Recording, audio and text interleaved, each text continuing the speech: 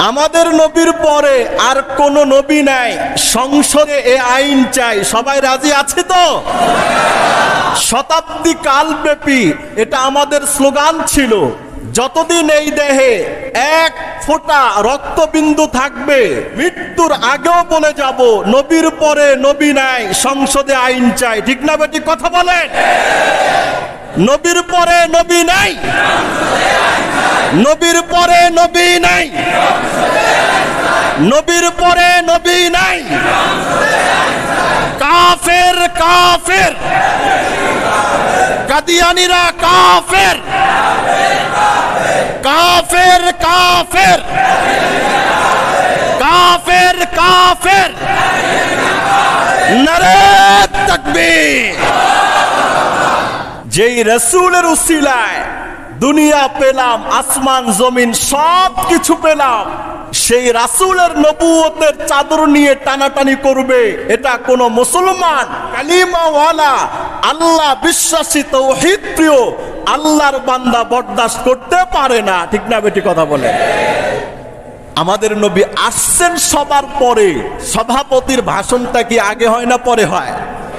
সমস্ত নবী রাসূলদের সভাপতি হলেন আকায়ে নামেদার তাজদারে মদিনা মুহাম্মদুর রাসূলুল্লাহ সাল্লাল্লাহু আলাইহি ওয়াসাল্লাম। সমস্ত নবীদের সরদার, রাসূলদের সরদার, আম্বিয়ে কেরামদের সরদার আসছেন সবার পরে। তবে সমস্ত নবীর চাইতে সর্বশ্রেষ্ঠ নবী। নবীর তিনটা পরিচয়। উনি হলেন বিশ্ব নবী, উনি হলেন শ্রেষ্ঠ নবী, উনি হলেন শেষ নবী। সুবহানাল্লাহ বলেন। আকীদার ক্ষেত্রে কাউকে কোনো ছাড় নয়, মাকেও নয়, বাবাকেও নয়। আল্লাহ রাসূলের পরে বাপ্পার চাইতে পৃথিবীতে আর কেউ আপন আছে? আর কেউ নাই। আল্লাহ এবং রাসূলের পরে আকীদার প্রশ্নে গর্ভধারণকারী মা আর যিনি আমাকে জন্ম দিয়েছেন বাবা, তার সাথেও কোনো কম্প্রোমাইজ করা চলবে না। আকীদা এত মারাত্মক বিষয়, এজন্য এই বিষয়টার জায়গায় আমরা কোনো সময় আপোষ করব না। ব্যক্তির ব্যাপারে মানুষ অন্ধ হয়ে আকীদার সমস্যা করে, গোষ্ঠীর ব্যাপারে মানুষ ভক্তির আতিশয্যে পড়ে আকীদাগতভাবে সমস্যায় জর্জরিত হয়। পীরের ব্যাপারে আকীদা রাখতে গিয়ে ভক্তি করতে করতে এমন পর্যায়ে চলে যায় পীরেরও ঈমান নাই, মুরিদেরও ঈমান নাই। আছে না নাই? দলের ব্যাপারে, জ্ঞাতি গোষ্ঠীর ব্যাপারে ভক্তির আতিশয্যে পড়ে এমন করে সে পীরের বিরোধিতা করতে রাজি না, ঈমানের বিরোধিতা করতে রাজি আছে। গোষ্ঠীর বিরোধিতা করতে রাজি না, ঈমানের বিরোধিতা করতে রাজি আছে। দলের বিরোধিতা করতে রাজি না, কিন্তু ইসলামের বিরোধিতা করতে রাজি আছে। এইরকম সিস্টেমের মডারেট মুসলমান আমাদের সমাজে আছে না নাই? নবী জীবনের দুঃখ, যাতনা, কষ্ট, ক্লেশ সব আকীদার প্রশ্নেই হয়েছে। লাখ নবী, সোয়া লাখ নবীদের জীবনকে জর্জরিত করে দেওয়া হয়েছে দুঃখ কষ্টে, আকীদার কারণেই হয়েছে। এজন্য আকীদার ক্ষেত্রে কাউকে আমরা মানব না। আকীদা নষ্ট হয়ে যায় এমন কোন বিষয়কে আমরা ছাড় দিব না। প্রয়োজনে ঈমান বাঁচানোর জন্য সব কিছু ত্যাগ করতে রাজি আছি, তবে আল্লাহ এবং তার রাসূলকে ত্যাগ করতে রাজি নাই। ঠিক না বেটি? কথা বলেন। রাজি আছি তো ভাই? হ্যাঁ, এটা ঠিক রাখবেন। মরার পরে কেউ কাজে আসবে না, কেউ আসবে না। ধন দৌলত, গাড়ি বাড়ি, চাকর বাকর, নেতা ফোতা, মরার পরে কেউ কাজে আসবে না, কেউ কাছে আসবে না। এমন একদিন যেদিন সম্পদ, সন্তান, আওলাদ, জ্ঞাতি গোষ্ঠী কেউ কার উপকারে আসবে না। এজন্য সাচ্চা পাক্কা আকীদাওয়ালা ঈমান নিয়ে বাঁচার দরকার আছে না নাই? মডারেট মুসলিম থেকে আমরা সাবধান। আমাদের মহান মালিক অনন্ত অসীম প্রেমময় রব্বুল আলামিন দয়া করে, মায়া করে, ভালোবেসে আজকের এই বেহেশতের বাগান একত্রিত হওয়ার তৌফিক দান করলেন। আমরা সবাই সেই মহান রব্বুল আলামিনের আলিশান শাহী দরবারে অন্তরের অন্তঃস্থল থেকে কালিমাত শুকরিয়া জ্ঞাপন করছি। সবাই বলুন আলহামদুলিল্লাহ। মোহতারাম হাজিরিন, আমি আপনাদের সমীপে পবিত্র কোরআনুল কারীমের 22তম পারায় অবস্থিত 33 নম্বর সূরাতুল আহজাবের 40 নম্বর আয়াতে কারিমা তিলাওয়াত করেছি। রব্বুল আলামিন এই আয়াতের নূর বারাকাত আমাদের সবাইকে নসিব করুক, সবাই বলুন আমিন। বর্তমান সমসাময়িক প্রেক্ষাপটে আজকের আলোচনা অত্যন্ত গুরুত্বপূর্ণ। এক কথায় বলতে গেলে আজকের আলোচনাটা ঈমান বাঁচানোর আলোচনা, ইসলাম রক্ষার আলোচনা, তাওহীদকে হেফাজত করার আলোচনা। এটার পূর্বে আমি একটি ঘোষণা দিচ্ছি আপনাদেরকে। ঘোষণাটি হলো, আগামী 15 নভেম্বর শনিবার ঢাকা সোহরাওয়ার্দী উদ্যানে ইমানদার মুসলমান আলেম ওলামা তাওহীদি জনতার এক বিশাল মহাসম্মেলন সমাবেশের আয়োজন করা হয়েছে। এটা কোনো দলীয় সমাবেশ নয়, এটা কোনো দলের ব্যানারের সমাবেশ নয়, এটা হবে মুসলমানদের ব্যানারের সমাবেশ, কালিমার ব্যানারের সমাবেশ, যারা মুসলিম পরিচয় ধারণকারী তাদের সমাবেশ। এই জন্যে যারা নিজেদেরকে মুসলমান বলে দাবি করি আমরা, ইসলামের স্বার্থে, ইসলামের কল্যাণে যে কোনো গুরুত্বপূর্ণ বিষয়াবলী আমাদের সামনে আসবে, একজন মুসলমান কায়েমনো বাক্যে বলবে এটা আমার কাজ, এটা আমার ঈমানের কাজ, আমার নীতি নৈতিকতার কাজ। এই মহাসম্মেলনে কোটি মানুষ উপস্থিতির এক আয়োজন করা হয়েছে। ভারত, পাকিস্তান, আরব বিশ্বের বড় বড় স্কলার, শেখুল হাদিস, মুবাল্লিগ ইসলামরা তাশরিফ আনবেন। এবার আপনি মনে করেন এই মহাসমাবেশটা কত সুবিশাল হতে যাচ্ছে। এটার উপলক্ষ কি? উপলক্ষ হলো আমাদের নবীর পরে আর কোন নবী নাই, সংসদে এ আইন চাই। সবাই রাজি আছে তো? আরো জোরে বলুন, রাজি আছি? নবীর পরে নবী নাই, সংসদে আইন চাই। শতাব্দী কালব্যাপী এটা আমাদের স্লোগান ছিল। যতদিন এই দেহে এক ফোঁটা রক্তবিন্দু থাকবে, মৃত্যুর আগেও বলে যাব নবীর পরে নবী নাই, সংসদে আইন চাই। ঠিক না বেটি? কথা বলেন। বর্তমান গোটা পৃথিবীতে একটি বৃহৎ ফিতনা কাজ করছে। এই ফিতনাটা ভারত, বাংলাদেশ, পাকিস্তানে খুব বেশি আছে। সেটা হলো কাদিয়ানি নামে একটি সম্প্রদায়। আমরা আগে নাম শুনেছি তো? কাদিয়ানি নামের সম্প্রদায়ের লোকেরা আমাদের নবীর পরে তাদের একজন নবী তারা দাঁড় করিয়েছে, জিল্লি নবী, ছায়া নবী। এর অর্থ কি? আমাদের নবীকে আখিরি নবী হিসেবে বিশ্বাস করে না, মানে না। বিভিন্ন ছল ছাতুরির ধোঁকা দিয়ে বাংলাদেশে হাজারো লাখো মুসলমানকে কাদিয়ানি বানিয়ে কাফের বানিয়ে দিচ্ছে। ঠিক না বেটি? কথা বলেন।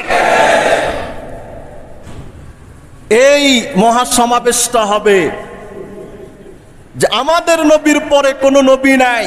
বাংলাদেশের পার্লামেন্টে, সংবিধানে এ আইন যুক্ত করতে হবে। গোলাম আহমদ কাদিয়ানি এই সম্প্রদায়কে অমুসলিম ঘোষণা করতে হবে। ঠিক না বেটি? কথা বলেন। এটা হবে আগামী 15 নভেম্বর। আমার আজকের আলোচনা আগামী সপ্তাহের শনিবারের আগের শুক্রবারের আলোচনা হবে কাদিয়ানী সংক্রান্ত। তাহলে এবার যেই সমাবেশের ডাক দেওয়া হয়েছে এটা কি কোনো দলীয় সমাবেশ? এটা হলো ইমানের সমাবেশ, মুসলমানের সমাবেশ, ইমানদারদের সমাবেশ। এটা হলো আল কোরআনের সমাবেশ। ঠিক না বেটি? কথা বলে ভাই, যেই রাসূলের উসিলায় দুনিয়া পেলাম, আসমান জমিন সব কিছু পেলাম, সেই রাসূলের নবুয়তের চাদর নিয়ে টানাটানি করবে এটা কোন মুসলমান কালিমাওয়ালা আল্লাহ বিশ্বাসী তাওহীদ প্রিয় আল্লাহর বান্দা বরদাস্ত করতে পারে না। ঠিক না বেটি? কথা বলে। আজকের আলোচনা হবে যে মুহাম্মদুর রাসূলুল্লাহ সাল্লাল্লাহু আলাইহি ওয়াসাল্লাম হলেন শেষ নবী। এটার অপরিহার্যতা, এটার গুরুত্ব এবং তাৎপর্য আগামী সপ্তাহের আলোচনা হবে। কাদিয়ানী কাকে বলে ডিটেইলস বিস্তারিত আলোচনা করব। এই লম্বা আলোচনা আজকে এটা শেষ করা যাবে না।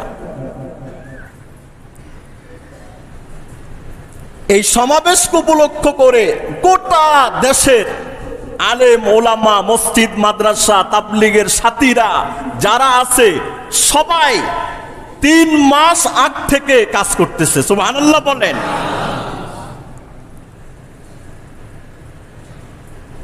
গত সপ্তাহে আমি আলোচনা করেছিলাম যে আমাদের সমাজে মুসলমান কয় প্রকার?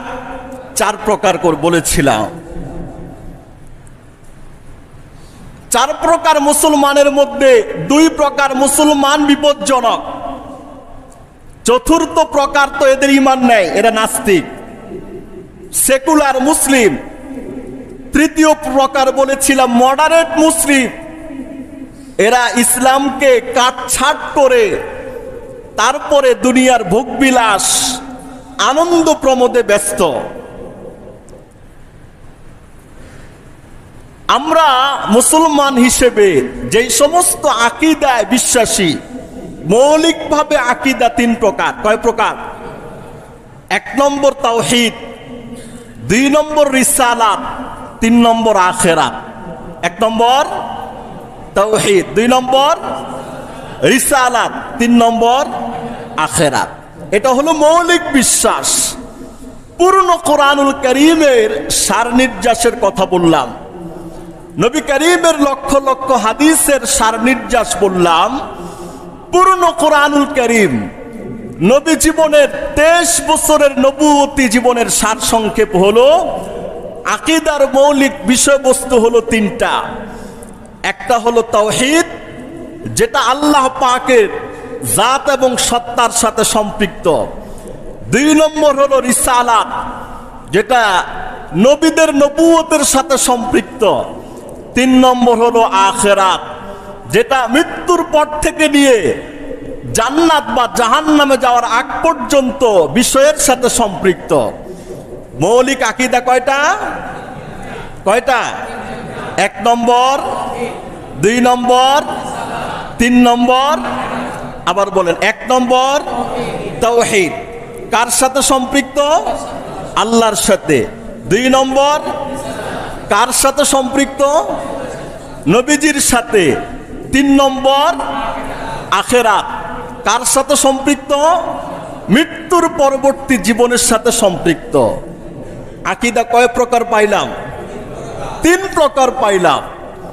ভাই, আকীদার ক্ষেত্রে কোনো ছাড় নেই, অন্য ক্ষেত্রে ছাড় দেওয়া যায়, আকীদার ক্ষেত্রে কোনো কম্প্রোমাইজ নেই। আমি এই জন্যে কষ্টে বলি আর ব্যথায় বলি, আবেগতাড়িত হয়ে বলি, অনেক কথায় অনেক সময় বলি। এই জন্যে বলি যাতে করে মুসলমান দুনিয়াতে যত কাজ করুক না কেন তার ইমানের মৌলিক ফাউন্ডেশন যেন ঠিক থাকে, এটার মধ্যে যেন বিচ্যুতি ঘটে না যায়। আপনি কারো ভক্ত হলেন, আপনি কারো অনুসারী হলেন, সেটা কোনো দল হতে পারে, গোষ্ঠী হতে পারে, জাতি হতে পারে, এলাকা হতে পারে। কোন পীর হতে পারে, কোন মুর্শিদ হতে পারে, কারো ভক্তি করে কাউকে মানতে গিয়ে এমন কাজ, এমন কথা, এমন বিশ্বাস, এমন আকীদা রাখা যাবে না যেটা সরাসরি আপনার ঈমানের উপরে আঘাত আসে। ঠিক না বেটি? কথা বলেন। এটা হলো মূল জিনিস। আল্লাহ পাকের কাছে সবচেয়ে ঘৃণিত কাজ কোনটা বলেন? বলেছি, কয়েক সপ্তাহ বলেছি। আল্লাহর কাছে সবচেয়ে ঘৃণিত কাজ হলো শিরিক করা। ইন্নাল্লাহা লা ইয়াগফিরু আন ইউশরাকা বিহি ওয়া ইয়াগফিরু মা দুনা যালিকা লিমান ইয়াশা। আল্লাহ পাক একজন মানুষের জীবনের সমস্ত কিছু মাফ করে দিবেন, কিন্তু যে মুশরিক হইয়া ইন্তেকাল করলো আল্লাহ তাআলা তাকে মাফ করবে না। কেন? শিরিক করাটা এটা সরাসরি আল্লাহ পাকের জাত এবং সত্তার সাথে বিরোধিতা, বিদ্রোহ করা হয়। এজন্য আল্লাহ তাআলা শিরিককে এত অপছন্দ করেন। একজন মানুষ সাচ্চা পাক্কা মুসলমান, কালিমা ঠিক আছে, দুনিয়ার অনেক আমল এটার মধ্যে ত্রুটি আছে, নামাজ, রোজা, হজ, যাকাত, মন চাইলো করলো, মন চাইলো ছাড়লো, অনেক আমল তার জীবন থেকে ছুটে গেছে, লোকটা মরেও গেছে। এই আমলের তো আর কাজা কাফারা কিছুই সে আদায় করতে পারলো না, আর পারবেও না। একদিন না একদিন আল্লাহ পাক ওই কালিমার উসিলায় তাকে অনন্তকালীন জান্নাত নসিব করবেন। সুবহানাল্লাহ বলেন। একজন অপরাধী, মান কানা ফি কলবিহি মিসকালু যাররাতিন মিন ঈমান দাখালাল জান্নাহ। নবীজি সাল্লাল্লাহু আলাইহি ওয়াসাল্লাম বলেছেন, যার দিলে সরিষার দানা পরিমাণ ঈমান থাকবে, একদিন না একদিন সে জান্নাতে প্রবেশ করবেই করবে, এটার মধ্যে কোনো সন্দেহ নাই। আমলে ত্রুটি থাকলে হাজার লাখ কোটি বছর জাহান্নামে জ্বলার পরে সর্বশেষ যে জান্নাতে যাবে, নবীজি হাদিসের ভাষায় বলেছেন, গোটা ওয়ার্ল্ড, পৃথিবীর 10 দুনিয়া সমপরিমাণ জান্নাত সর্বশেষ যে যাবে আল্লাহ তাকে নসিব করবেন। আর এখানে যারা আছি নবীজির আশেক মুসলমান, আল্লাহ পাক যদি নবীজির হাতে হাউজে কাউসারের পানি আমাকে আপনাকে পান করান, নবীজির সুপারিশ লাভে আমি ধন্য হই, আপনি ধন্য হয়ে যান, প্রথম ধাপেই যদি আমরা জান্নাতে চলে যেতে পারি, আপনি কল্পনা করতে পারবেন না আপনার জান্নাতটা কত বড় হবে। সুবহানাল্লাহ বলেন। কল্পনা করতে পারবেন না।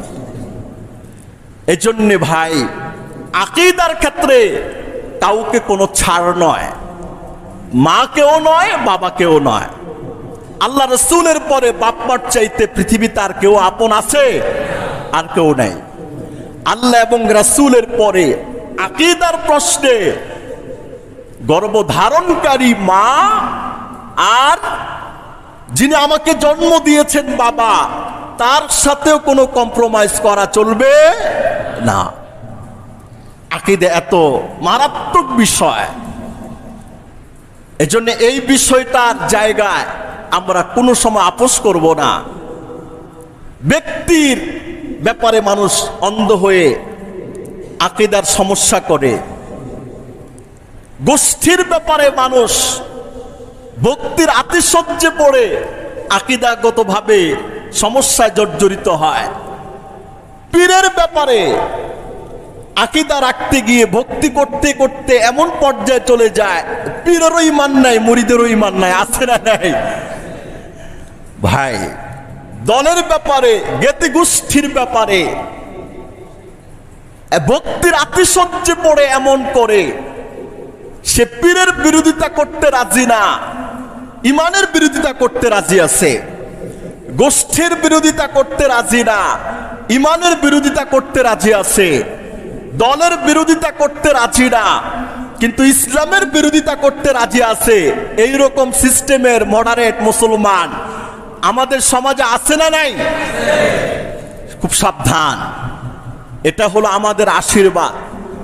নবী জীবনের দুঃখ, যাতনা, কষ্ট, ক্লেশ সব আকীদার প্রশ্নেই হয়েছে। লাখ নবী, সোয়া লাখ নবীদের জীবনকে জর্জরিত করে দেওয়া হয়েছে দুঃখ কষ্টে, আকীদার কারণে হয়েছে। এজন্য আকীদার ক্ষেত্রে কাউকে আমরা মানব না। আকীদা নষ্ট হয়ে যায় এমন কোন বিষয়কে আমরা ছাড় দিব না। প্রয়োজনে ঈমান বাঁচানোর জন্য সব কিছু ত্যাগ করতে রাজি আছি, তবে আল্লাহ এবং তার রসুলকে ত্যাগ করতে রাজি নাই। ঠিক না বেঠিক কথা বলেন? রাজি আছি তো ভাই? হ্যাঁ, এটা ঠিক রাখবেন।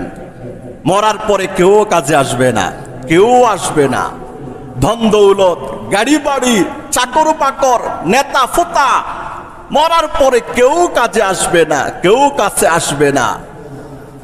ইয়াউমা লা ইয়ানফাউ মালু ওয়া বানিন, এমন একদিন যেদিন সম্পদ, সন্তান, আওলাদ, জ্ঞাতি গোষ্ঠী কেউ কার উপকারে আসবে না। এজন্য সাচ্চা পাক্কা আকীদাওয়ালা ঈমান নিয়ে বাঁচার দরকার আছে না নাই? মডারেট মুসলিম থেকে আমরা সাবধান। বাইহাকি শরীফের একটা হাদিস শুনাই আমি আপনাকে। রাসূলুল্লাহ সাল্লাল্লাহু আলাইহি ওয়াসাল্লাম বলেছেন, ইয়াহমিলু হাদাল ইলমা মিন কুল্লি খালাফিন উদুলু। আমি রাসূল কোরআন হাদিসের যে ইলম রেখে যাচ্ছি, প্রত্যেক পরবর্তী প্রজন্মের মধ্যে যারা ন্যায় নীতি নিষ্ঠাবান, কোরআন হাদিসের ইলমটাকে তারা পক্ষে ধারণ করবে, লালন করবে, পালন করবে। কোরআন হাদিসের মধ্যে বিকৃতি ঘটানোর জন্য শয়তান, ইবলিসের হাজারো চেলা চামুন্ডারা, জিন, মানুষ, শয়তানরা ইসলামকে বিকৃত করার চেষ্টা করবে। ইয়ানফুনা আনহু তাহরিফাল গালিন। আল্লাহ রাসূল বলেছেন, ইসলাম নিয়ে যারা বিকৃত করতে চাবে একদল সীমালঙ্ঘনকারী। আমার সাচ্চা পাক্কা এলেম বহন করনে ওয়ালা নায়েবে রাসূলরা ওই সীমালঙ্ঘনকারীদের বিকৃতিকে তারা দুলিশ্বাত করবে, প্রতিহত করবে। ইয়ানফুনা আনহু তাহরিফাল গালিন ওয়া তা'ওয়িলাল মুবতিলিন। আরেক শ্রেণী আসবে ভ্রান্ত বাতিল, ইসলামের লেবেল লাগাবে কিন্তু সে আসলে ইসলাম ওয়ালা না, সে বাতিল, পথভ্রষ্ট। আল্লাহ রাসূল সাল্লাল্লাহু আলাইহি ওয়াসাল্লাম বলেছেন, বাতিল যারা আছে ইসলাম নিয়ে তাদের মন গড়া অপব্যাখ্যাকে আমার সাচ্চা পাক্কা এলেম বহন করনেওয়ালা আলেমরা প্রতিহত করবে। ইয়ানফুনা আনহু তাহরিফাল গালিন ওয়া ইনতিহালাল মুবতিলিন ওয়া তা'ওয়িলাল জাহিলিন। বাতিলদের মিথ্যাচার রদ করবে। 3 নম্বর বলেছে, জাহেল মূর্খরা ইসলাম নিয়ে বিকৃতি করবে, এই জাহেল মূর্খদের অপব্যাখ্যাগুলোকে দূর করবে। এই হাদিস নবীজি 1450 বছর আগে বলে গেছেন। ইসলামকে ধ্বংস করার জন্য 3 শ্রেণী কাজ করবে। ইসলামের নাম দিয়া, ইসলামের লেবেল লাগায়া, ইসলামের লেবাস পইরা, ইসলামের কথা বইলা। 1 নম্বর সীমালঙ্ঘনকারী, 2 নম্বর বাতিল, 3 নম্বর জাহেল। কয় নম্বর? 1 নম্বর সীমালঙ্ঘনকারী, 2 নম্বর বাতিল, 3 নম্বর জাহেল।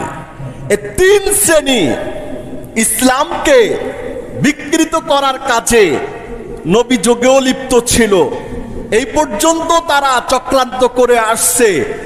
কিয়ামত পর্যন্ত তারা ইসলামকে বিকৃত করে মুসলমানদেরকে বিপদগামী করে দেওয়ার ষড়যন্ত্রে লিপ্ত থাকবে। ঠিক না বেটি কথা বলেন? আল্লাহ রাসূল সুসংবাদ দিয়েছেন, লা তাজালু তাইফাতুন মিন উম্মতি যাহিরিনা আলাল হাক্কি লা ইয়াদুররুহুম মান খাযালাহুম ওয়ালা মান খালাফাহুম হাত্তা ইয়াতি আমরুল্লাহ। হে আমার উম্মতেরা, ভয় পাইও না, নিরাশ হইও না, হতাশ হয়ে যেও না।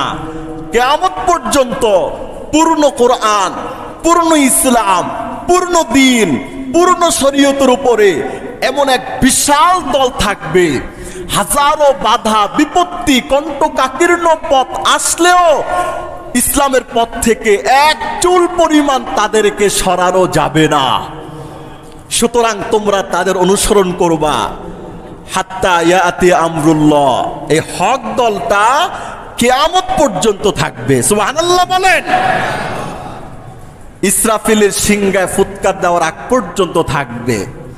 এজন্য আমার মুসলমানরা, আমার মুমিন ভাইয়েরা যদি নবীজির এই কথাগুলোকে অনুসরণ করে, হাজারো ঝড় তুফান আসুক, ইসলামের মূল আদর্শ থেকে এক চুল পরিমাণ তাদেরকে সরানোর ক্ষমতা কারো নাই। ঠিক না বেঠিক কথা বলেন? তার মধ্যে একটা হলো কাদিয়ানী সম্প্রদায়। কাদিয়ানী সম্প্রদায় কোরআনুল কারীমের সূরাতুল আহজাবের 40 নম্বর আয়াত আল্লাহ কি বলেন? মা কানা মুহাম্মাদুন আবা আহাদিম মির রিজালিকুম। হে রাসূল, আপনি বলে দিন আপনার উম্মতদেরকে, মুহাম্মদ তোমাদের কোন পুরুষের পিতা নন। মা কানা মুহাম্মাদুন আবা আহাদিম মির রিজালিকুম ওয়ালাকির রাসূলুল্লাহ ওয়া খাতামান নাবিয়্যিন। নবীজির দুইটা পরিচয় এই আয়াত আল্লাহ তুলে ধরেছেন। এক নম্বর পরিচয় হলো নবীজি হলেন আল্লাহ পাকের প্রেরিত রাসূল এবং তিনি হলেন সর্বশেষ নবী।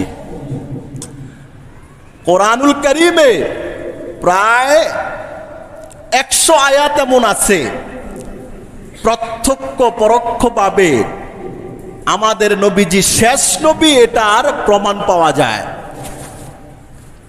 হাদিস শরীফের মধ্যে এইরকম 200 হাদিস আছে প্রত্যক্ষ পরোক্ষভাবে এই কথা প্রমাণিত হয় যে আমাদের নবী সর্বশেষ নবী, তারপরে আর কোন নবী নাই। আমাদের নবী আসছেন সবার পরে, কিন্তু সবার পরে এসছেন। সভাপতির ভাষণটা কি আগে হয় না পরে হয়? কথা বলেন না কেন? সভাপতির ভাষণ আগে না পরে? সভাপতির ভাষণ পরে। সমস্ত নবী রাসূলদের সভাপতি হলেন আকায়ে নামেদার তাজদারে মদিনা মুহাম্মদুর রাসূলুল্লাহ সাল্লাল্লাহু আলাইহি ওয়াসাল্লাম। সমস্ত নবীদের সরদার, রাসূলদের সরদার, আম্বিয়ে কেরামদের সরদার আসছেন সবার পরে। তবে সমস্ত নবীর চাইতে সর্বশ্রেষ্ঠ নবী। নবীর 3টা পরিচয়। উনি হলেন বিশ্ব নবী, উনি হলেন শ্রেষ্ঠ নবী, উনি হলেন শেষ নবী। সুবহানাল্লাহ বলেন। কয়টা পরিচয়? বিশ্ব নবী, শ্রেষ্ঠ নবী, শেষ নবী। সূরাতুল আহজাবের 40 নম্বর আয়াতে এই কথা প্রমাণ করেছে যে নবী করিম সাল্লাল্লাহু আলাইহি ওয়াসাল্লাম সর্বশেষ নবী, তারপরে আর কোন নবী নাই। হাদিস শরীফ কি বলে? বুখারী শরীফের 3535 নম্বর হাদিস, হযরত আবু হুরায়রা রাদিয়াল্লাহু তাআলা আনহুর বর্ণনা। রাসূলুল্লাহ সাল্লাল্লাহু আলাইহি ওয়াসাল্লাম বলেন, মাসালি ও মাসালুল আম্বিয়া, হে আমার সাহাবীরা, আমার দৃষ্টান্ত এবং আমার পূর্বের নবীদের দৃষ্টান্ত হলো কামাসালি রাজুলিন, একজন ব্যক্তির মতো, বানা বুনিয়ানা, যেই ব্যক্তিটা একটা সুন্দর ঘর বানিয়েছে, ফা আহসানাহু ওয়া আজমালা, বাহিরে ভিতরে এত চাকচিক্যময় জিনিস দ্বারা সাজিয়েছে। আল্লাহ রাসূল সাল্লাল্লাহু আলাইহি সাল্লাম বললেন, মনের মতো এমন একটি ঘর বানিয়েছে, দেখতে এত সুন্দর, চিত্তাকর্ষক, চোখ জুড়িয়ে যায়, হৃদয় গলে যায়, প্রাণ ছুঁয়ে যায়, এত সুন্দর বিল্ডিং সাজিয়েছেন। ইল্লা মাউদিআ লাবিনাতিন, আল্লাহ রাসূল বলেন, এত সুন্দর ঘর, এত সুন্দরভাবে সাজানো হয়েছে, তবে একটা ইটের জায়গা খালি আছে, ইল্লা মাউদিআ লাবিনাতিন মিন জাওয়ায়াতিন মিন জাওয়ায়াহ। ওই সুবিশাল সুরম্য প্রাসাদের এক কোণায় একটা ইটের জায়গা খালি আছে। আল্লাহ রাসূল বললেন, ফাকানান নাস ইয়াতুফুনা বিহি ওয়া ইয়াজাবুনা লাহু।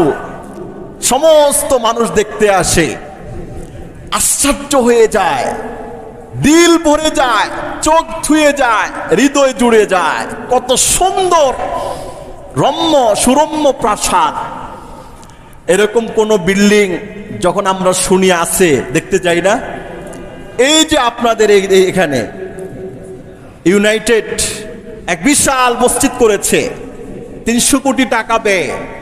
আমার তো মনে হয় যাদের সময় সুযোগ হয়েছে সবাই আগে পরে গেছি, নামাজ পড়ছি। আমিও তো বহুবার এটার মধ্যে নামাজ পড়েছি। কত সুন্দর করে কাবার আদলে তারা সাজিয়েছেন, দেখলে প্রাণ জুড়ে যায়, ঢুকলে আর বের হতে মন চায় না, এত সুন্দর। আল্লাহ রাসূল বললেন, এই সুবিশাল সুরম্য প্রাসাদ বানানোর পরে দর্শনার্থীরা দেখতে আসে, হতবাক হয়ে যায়, আশ্চর্য হয়ে যায়। তখন তারা বলতে থাকে, এত সুন্দর, এত ব্যয়বহুল বিল্ডিং, ফাহাল্লা উদিআত লাবিনাতুন, ওই যে কোনায় একটা ইট রাখার যে একটা ছিদ্র আছে, এই জায়গায় যদি একটা ইট সুন্দর করে রেখে দেওয়া যাইতো, তাহলে এই সুরম্য প্রাসাদের আর কোনো খুঁত থাকতো না। নবীজি বলেন, ফাআনাল লাবিনা, ওই সুরম্য প্রাসাদের সর্বশেষ ইট হলাম আমি। সুবহানাল্লাহ বলেন। ওয়া আনা খাতামুন নবিয়্যিন, আর আমি হলাম সর্বশেষ নবী। এই হাদিস দিয়ে কি বুঝলেন? হাদিস দিয়ে এটা বুঝলেন, নবুয়তের একটা সুরম্য প্রাসাদ আদম নবী থেকে শুরু হয়ে মুহাম্মদুর রাসূলুল্লাহ সাল্লাল্লাহু আলাইহি ওয়াসাল্লামের আগ পর্যন্ত, হযরত ঈসা আলাইহিস সালাতু ওয়াস সালাম পর্যন্ত নবুয়তের এই প্রাসাদ ছিল। একটা ইটের জায়গা খালি ছিল। নবী করিম সাল্লাল্লাহু আলাইহি সাল্লাম বলেছেন, ওই ইটের জায়গাটা আল্লাহ তাআলা আমার জন্য রেখেছেন, আর আমার দ্বারা সেটার পূর্ণতা করে নবুয়তের যে সুরম্য প্রাসাদ, এটার কাজ কমপ্লিট হয়ে গেছে, এটার আর কোনো কাজের প্রয়োজন নাই। ফাআনাল লাবিনা ওয়া আনা খাতামুন নবিয়্যিন, আমি হলাম শেষ নবী, আমি হলাম ওই ইটটা, যে ইটের কারণে দর্শনার্থীরা এই প্রাসাদের একটা ত্রুটি ধরেছে। এর থেকে বোঝা যায় নবী করিম সর্বশেষ নবী, তারপরে আর কোনো নবী নাই। 2 নম্বর হাদিস, তিরমিজি শরীফের 2272 নম্বর হাদিস, হযরত আনাস ইবনে মালিক রাদিয়াল্লাহু তাআলা আনহুর বর্ণনা।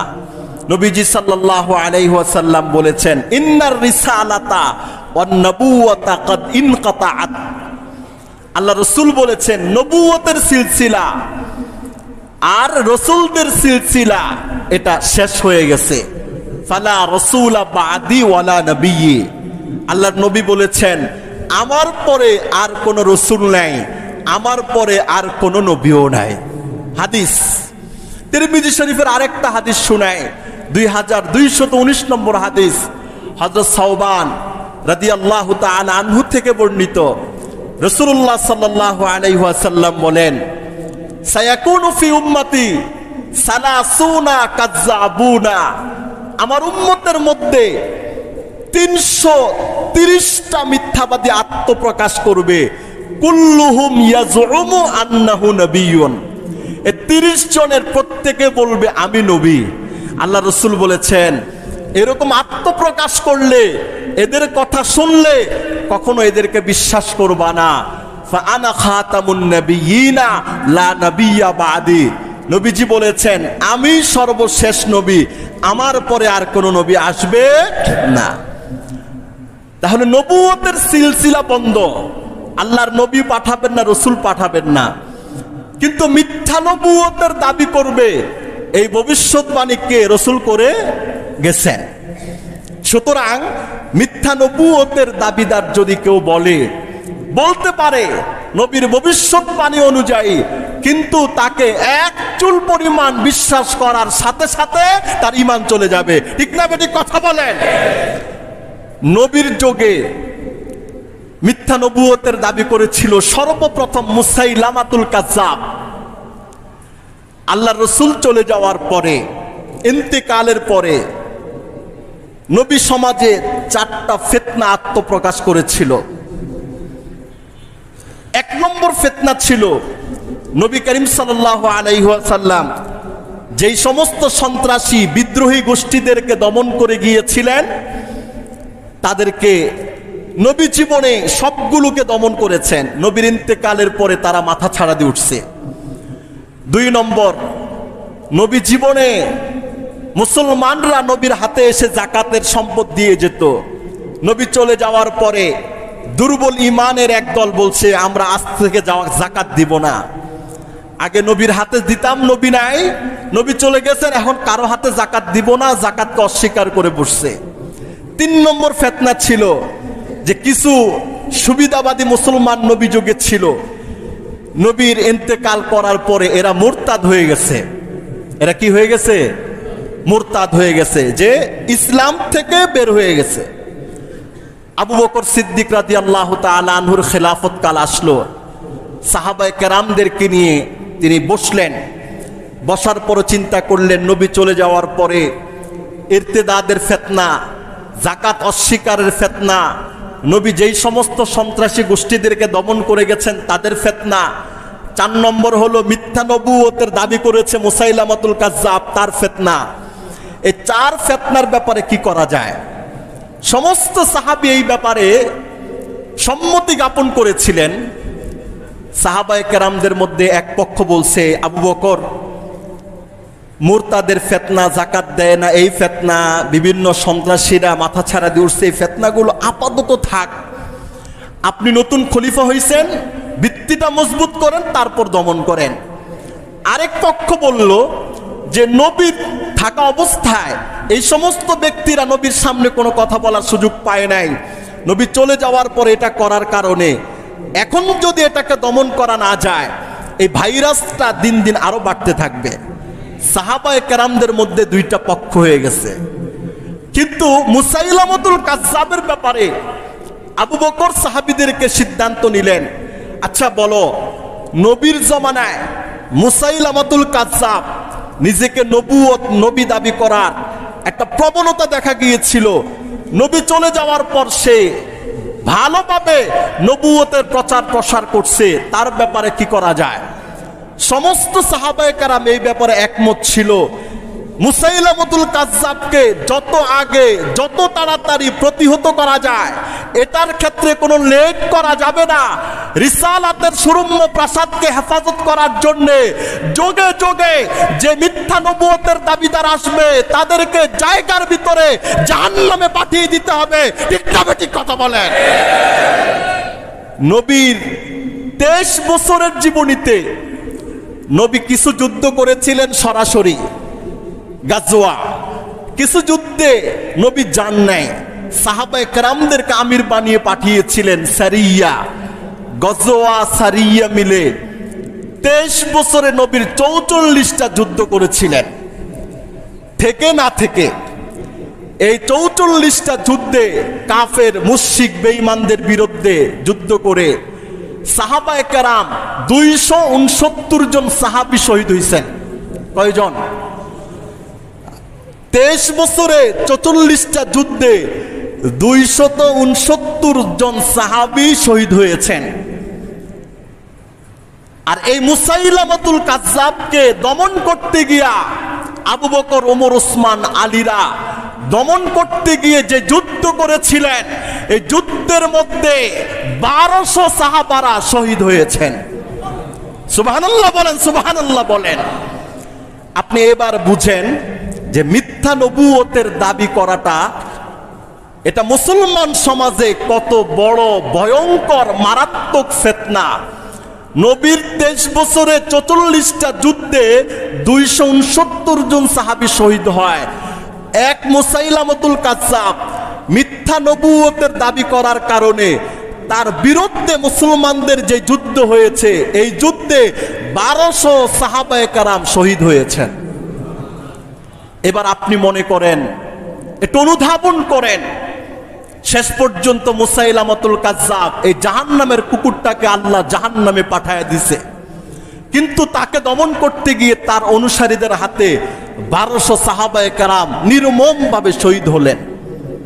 নবী করিম বলে গেছেন 30 জন নবীর আত্মপ্রকাশ ঘটবে ধাপে ধাপে ধাপে ধাপে ধাপে ধাপে। যুগ জমানার প্রেক্ষাপটে এরকম বহুজনরা নবী দাবি করেছিল। করতে করতে করতে করতে ভারত উপমহাদেশের সবচেয়ে বড় ফিতনা যেটা মুসলমানদের ঈমান আকীদা নষ্ট করার, সেটা হলো গোলাম আহমদ এই জাহান্নামী কুকুর কাদিয়ানি ফিতনা। ঠিক না বেঠিক কথা বলেন? এটার দ্বারা কি হয় জানেন? এটার দ্বারা শত শত হাজারো মুসলমান টাকা অর্থ পয়সার বিনিময়ে তাদেরকে নবীজির ইসলাম থেকে দূরে সরায়া কাদিয়ানি মুসলমান বানায়া চিরদিনের জন্য কাফের বানায়া দিতেছে।